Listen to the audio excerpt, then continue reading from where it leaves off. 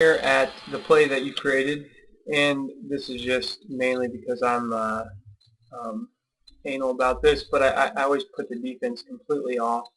It really honestly won't matter that much, just because you can import the defense against the offense. But just for right now, we'll do it like this. So I'll take all these guys and I'll take them off the field.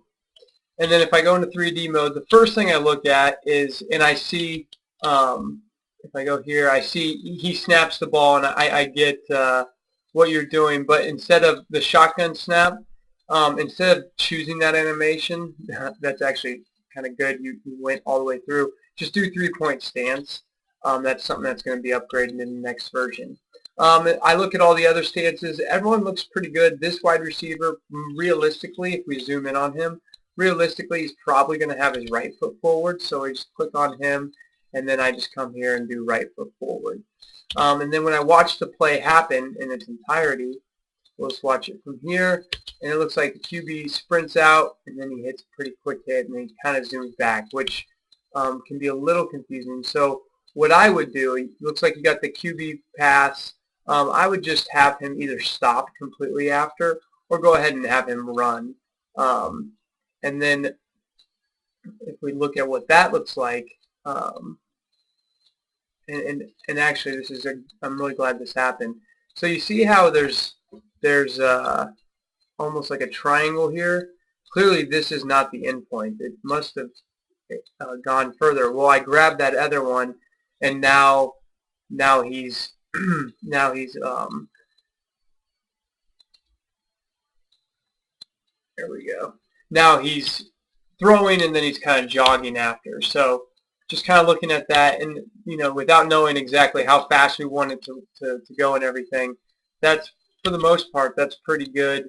When I personally create quarterback animation, I find it easiest to actually set a point right behind where I want him to throw. So in order to make this look a little more realistic, we'll have him roll out a little deeper.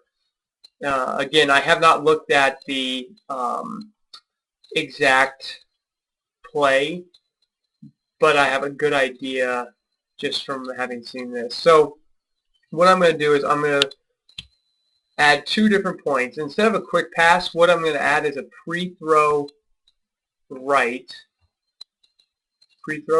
and then right here I'm going to add a post-throw right. And then I know, just because I've done this a million times, I'm going to make that a second and that a second.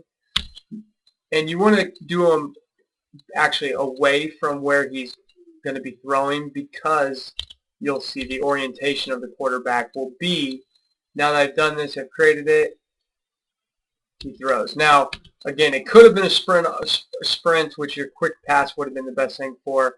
I always like to go into 3D mode and then find exactly right now. It looks like 2.17 is when he should be throwing it. So I'll do 2.17, and then let's have the guy catch it at 2.4. I always try to do, if it's a quick, if he's zipping it in there, it's about 30.